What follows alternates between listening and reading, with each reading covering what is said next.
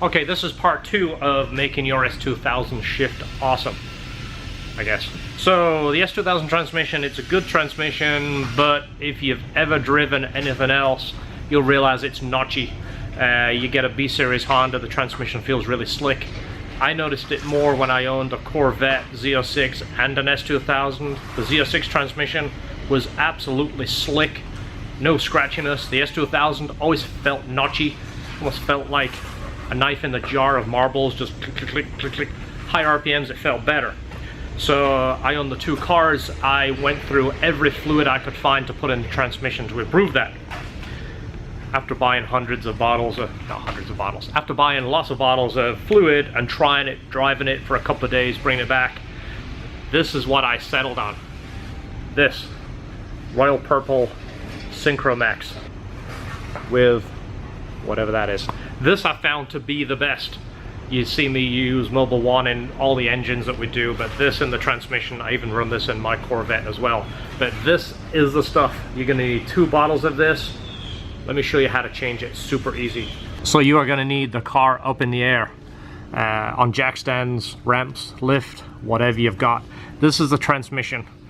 Again, it's super easy. You watch my how to change your oil, and again, I try and make it where it's got enough tech for the people that's done it before and enough basic information for the people that have not done it before. Again, this is an S2000, your car may be different. This is the transmission. Follow it back. You see the drive shaft right there? This is the transmission. So on the driver's side, these are the 2 bolts we are looking at. This is a 17, this is a 3/8 square.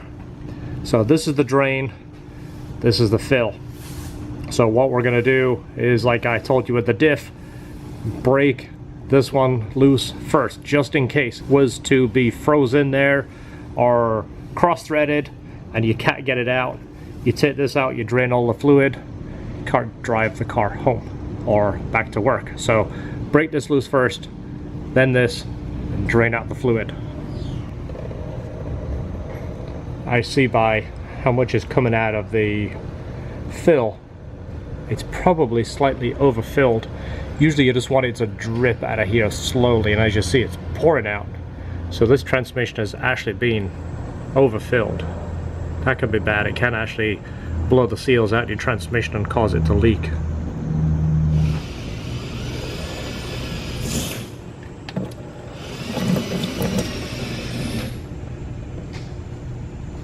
So this coming out here actually is pretty clean. You might have seen some of our past videos where I talk about the color of this. When it's close to clear, it means it's good. When it's getting kind of a dark gold, it means it's old. Alright, we're going to use the same pump that we used on our differential. I'll put the part number in here again. Again, it fits on the bottles, the straw is the right length, makes it super easy. This pump's about 10 bucks, so I'll put the link to this pump so you can get that and know you're ready ahead of time. So we're going to go ahead and pump this in.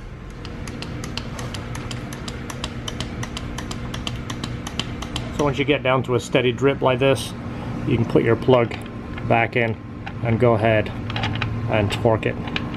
Those hand pumps don't put a high volume in, so it gives you a chance to fill it.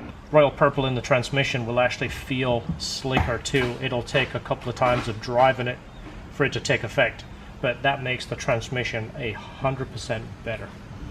Hopefully that video was helpful to you, and it saves you a little bit of time, and hopefully you try my Royal Purple trick.